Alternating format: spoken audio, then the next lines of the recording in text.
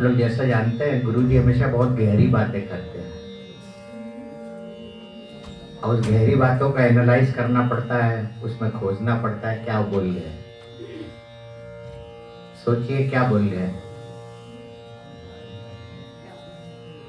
माला तो मोटी मोटी है, लेकिन यहाँ कलाकार भी सब मोटे मोटे ही है संगीत के मामले में। हाँ, मोटा भाई। और जब हम और इंस्टीट्यूट में जाते हैं, बच्चों को देखते हैं, पता चलता है फॉर्मूला सब गा लेते हैं, सीखी सिखाई चीजें कर लेते हैं, लेकिन यहाँ पर सीखने के बाद जो क्रिएटिविटी होती है, स्पेशली विलंबित में, वो सुनने मिलती। जैसे आज राग मालकौंश में आलाप उन्होंने शुरुआत की, तो ये सब अपनी आप क्रिएटिविटी होती है और उसमें उनका पता चलता है ईमानदारी में उन्होंने कितना रियाज किया, कितना उसके बाद सोचा। फिल्म के गाने वगैरह क्यों मधुर हो जाते हैं? इन्हीं कारण से।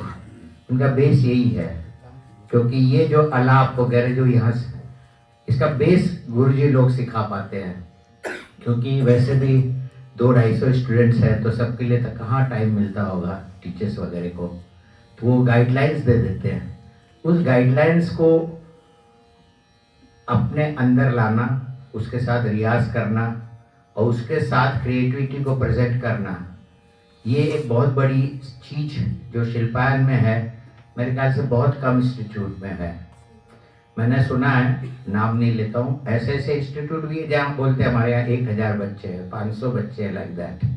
लेकिन क्या कभी आपने ऐसे इंस्टीट्यूट को कभी कोई मीडिया में देखा है? अगर देखा है तो उनके नामी ग्रामी गुरु शिष्य 2-4-5 रहते हैं, बाकी पता ही नहीं चलता कहाँ कितने शिष्य हैं। लेकिन यहाँ गुरु लोग अपनी प्रस्तुति कम और शिष्यों की प्रस्तुति बहुत ज़्यादा मीडिया में डालते हैं। और ये जो पहली कड़ी यहाँ पर, जब कोई भी शिष्य यहाँ पे आगे बढ़ता है और इस स्टेज पे जो पहली एक उनकी बाउंड्री वो क्रॉस करता है, शायद वहीं से ही उसको वो एक ताकत मिल जाती है कि आज मैंने शिल्पायन के मंच में ये चीज़ गाया, ये सफल गाया या इतनी कम मिस्टेक्स के साथ गाया। उससे पता चलता है कि उनकी हिम्मत खुल जाती है। और आज तो यहाँ पर नहीं है, लेकिन मैंने यहाँ के नर्सरी बच्चों को और नीचे जो LKG एंड UKG कह लीजिए, उन बच्चों को देखा है, उनकी हिम्मत भी देखी यहाँ पे, जो हम लोग प्रथम प्रोग्राम्स करते हैं। तो शुरुआत वहाँ से भी हम देखते हैं।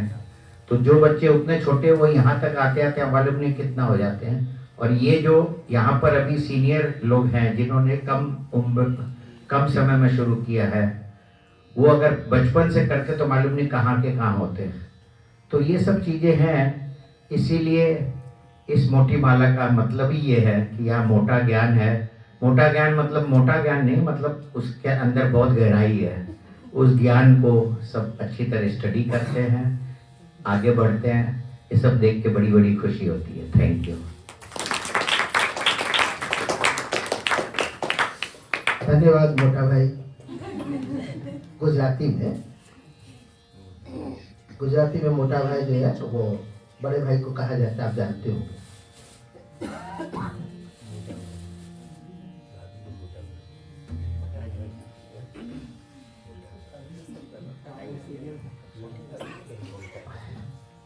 मोटे गुरु जी का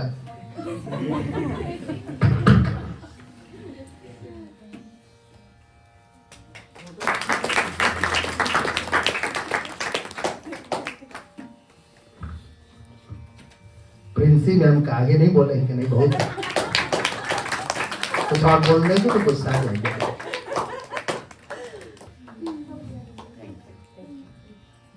बांग्ला में कहा था रागिनी, मतलब गुस्सा ही नहीं है हम यहाँ जो बांग्ला जानते हैं, लेकिन वास्तव में गुस्साती बहुत है। तो मोटी मोटी माला हम लोग पहन चुके हैं और अब हम लोग संगीत की ओर बढ़ते हैं। इससे पहले मौमिता कुछ कहना चाहती थी, लेकिन उस समय घबरा के बोल नहीं पाई, तो कहे कि हम कुछ बोलना चाहते हैं, तो 2 शब्द वो कुछ बोल दे, तब हम लोग ऐशनी का गाना सुनेंगे। ठीक है? बोल तो नहीं।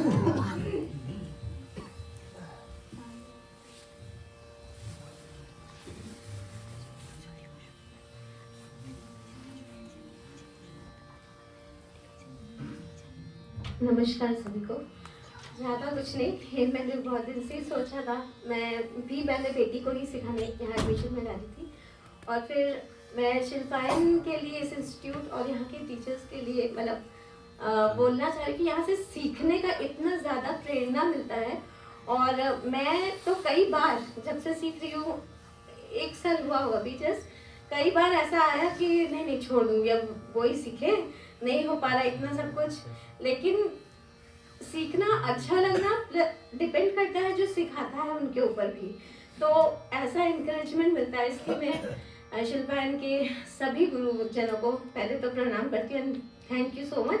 और थैंक यू बहुत छोटी चीज़ है, गुरु जी, गुरु माँ, रागिनी मैम, सुकल्पा मैम और सभी सौम्या मैम, डालिया मैम, प्रियांशु सर और जयंतिका मैम, अभी डर के बारे में नाम भी सारा नहीं याद आ रहा है।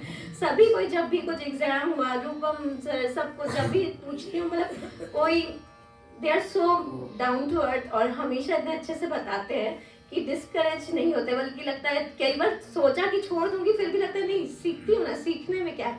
और बहुत अच्छा, सही में मुझे सीखना बहुत अच्छा लग रहा है म्यूजिक। शास्त्रीय संगीत अक्सर ऐसी चीज़ ही है कि जो स्पीड से नहीं है, वो सोचता है अरे बहुत भारी चीज़ है, नहीं सीख पाएंगे, बस सुनते हैं। तो बस यही मैं बोलना चाहती थी और मुझे बहुत अच्छा लग रहा है सीख के, और इतनी गलती होने के बावजूद भी मुझे स्टेज पे मौका देने के लिए आप सभी का बहुत धन्यवाद।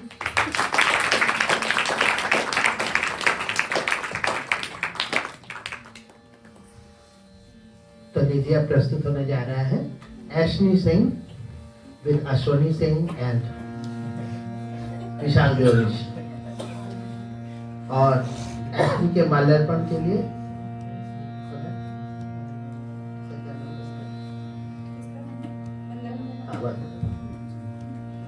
वंदना।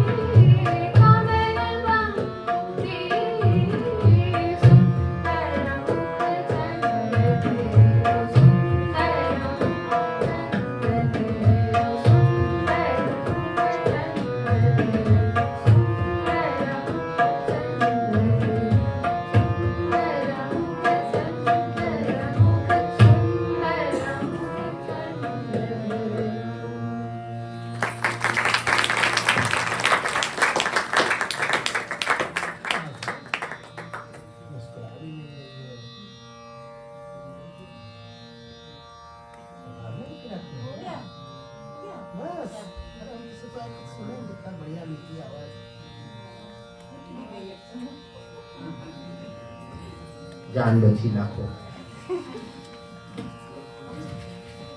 इतनी मीठी आवाज अपने आसानी से सुनने को नहीं मिलता सभी लोगों को, है कि नहीं? गजब सुरीली और मीठी आवाज है। ये सब चीजें थोड़ी हम लोग अगर देखें तो कला में ये भी एक आवश्यक तत्व तो हो जाता है, हालांकि उसको भी लोग सरपास बहुत करते हैं। जैसे मैं एक नृत्य के समारोह में देख रहा था, यंग बच्चों का था और तरह तरह के लड़के लड़कियां सब कर रहे थे। तो फिर मैंने ये देखा कि जैसे कि एक लड़का था, कितनी अच्छी तैयारी किया था, बहुत ज्यादा अच्छा उसका नृत्य पता चल रहा था। लेकिन नृत्य के लिए एक आवश्यक जो चीज होती है वो है कि देखने में वो कैसा लग रहा है मंच पे, क्योंकि नृत्य तो देखने की चीज है। तो ऐसा लग रहा था कि काश ये लड़का बहुत सुंदर। बाद में हमने देखा कि जब उसने डांस शुरू किया तो उसकी वो सब बातें बिल्कुल छूट गई और वो कितना सुंदर डांस कर रहा, लोग ताली बजा बजा के उसका उत्साह बढ़ा देते हैं।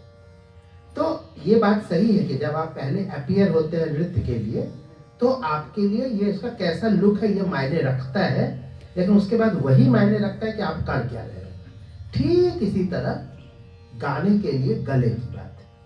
अगर बहुत सुरीला मीठा बहुत सुंदर गला है तो आपके शुरू में ही धाक बन जाती है, लेकिन बाद में धाक तब तक कायम नहीं होती जब तक आपका गाना भी वैसा नहीं होता।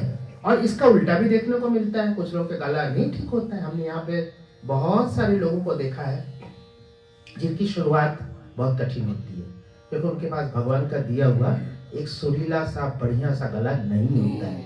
लेकिन हमने देखा कि बाद में धीरे धीरे एक समय आ जाता है तो लगता है कि वाह, इसकी ही आवाज कॉपी करने लगते हैं लोग। ऐसे बहुत सारे कलाकार हुए जिनके बारे में लोगों ने ऐसे ऐसे कमेंट किए, जैसे कि एक बहुत बड़े गायक का, सब कहना चूंकि पब्लिकली बोलने से अच्छा भी नहीं नाम लेना, लेकिन हम कभी नाम सहित बता सकते। तो उनके बारे में वो सज्जन ने स्वयं लिखा अपनी पुस्तक में कि मेरे पास वो लड़का जब आया था तो हमने कहा गाना सुनाओ तब मैं तुमको रहने के लिए जगह दूंगा।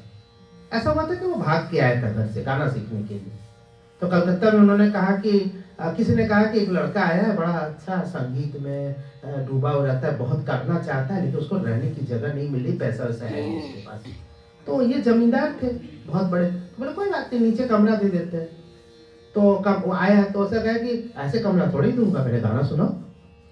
ऐसे बड़े थे वो, तो छोटे से लड़के को क्या गाना सुनो। तो उसका गाना सुन के वो लिखते हैं कि मुझे बड़ी दया आई कि ये लड़का इस तरह का गला लेकर के घर छोड़ करके कलकत्ता आया हुआ है कि हम गाना सीखेंगे, ये करेंगे वो करेंगे। इसकी आवाज तो यही लैंग्वेज है, भैंस के बच्चे की तरह है। और वो भारत के सबसे अग्रणी गायकों में से थे। बाद में उन्होंने जब इस चीज को उन्होंने फिर बताया कि कलकत्ता में एक बहुत बड़े प्रोग्राम में उसका गायक हो रहा था, तो गाना गाने के बाद वो आदमी आकर के इनका पैर छू के बोलता है कि आपने पहचाना मुझे? तो बोले तुम नहीं। तो बोला मैं ही वही था जिसको आपने कमरा दिया था रहने को। वो भैंस का बच्चा सामने नहीं बोले थे, वो उन्होंने लिखा था अपनी पुस्तक में। बाद में ये कथा उन्होंने लिखी भाई कि मनी मन मैंने सोचा कि इस भैंस के बच्चे की आवाज है, ये क्या ही कर पाएगा, चलो अच्छा कमरा दे देते हैं। और वो बाद में जब गाना सुना पैर छू के बोला कि मैं ही आपने मुझको कमरा दिया था उस समय, बड़ी हेल्प हुई थी, मैं तो कभी भूल नहीं सकता आपके एहसान को। पैर छुआ तो ये मनी मन सोचे कि देखो मैं उनको क्या समझ रहा था इस लड़के को और ये क्या बन गया है। तो ऐसा भी नहीं बल्कि ऐसा ही ज्यादा दिखता है। आवाज सुन करके तो अमिताभ बच्चन भी रिजेक्ट हो चुके थे। ओम पुरी का जो चेहरा था आप जानते हैं कि वो एक चेचक के दाग वाले और आवाज गजब, तो जो वॉइस टेस्ट में वो पास हो गए, लेकिन जब उसका स्क्रीन टेस्ट हुआ तो उनको फेल कर दिया गया, लेकिन वो बाद में ओम पुरी बन गए प्रसिद्ध व्यक्ति। वैसे अमिताभ बच्चन की थी, आज उनकी आवाज की लोग कॉपी करते हैं और एक समय में उनको इसी आवाज के कारण और उनके लुक लंबाई के कारण बगैर इतनी लंबे लड़के के साथ हीरोइन कहाँ से आएगी, अजीब लगेगा वगैरह वगैरह करके उनको फेल कर दिया जाता है। वो फेल वाले लोग कहाँ हैं और उस समय जो पास हुए थे वो कहाँ है? तो ये चीज़ें होती हैं, सबको अपने अपने जीवन में अपना जगह बनाना चाहिए। अगर किसी के पास मीठी और सुरीली आवाज़ भी है, तो अगर उसने रियाज भी कर लिया, सारी चीज़ों को ठीक कर लिया, तब तो उसको कोई रोक नहीं सकता। ठीक वैसे ही जैसे बहुत सुंदर लड़की आप बहुत अच्छा नृत्य कर रही है, अगर उसने बहुत मेहनत भी कर ली, तब तो उसका रास्ता क्लियर हो जाता है। लेकिन अगर किसी के पास सुरीला गला नहीं भी है और वैसा रूप नहीं भी है, तो भी वो गाने और नृत्य के क्षेत्र में आगे बढ़ सकता है। अगर आप गौर से देखें तो बिरजू महाराज जी भी कोई बहुत खूबसूरत इंसान दिखते नहीं है ऐसे।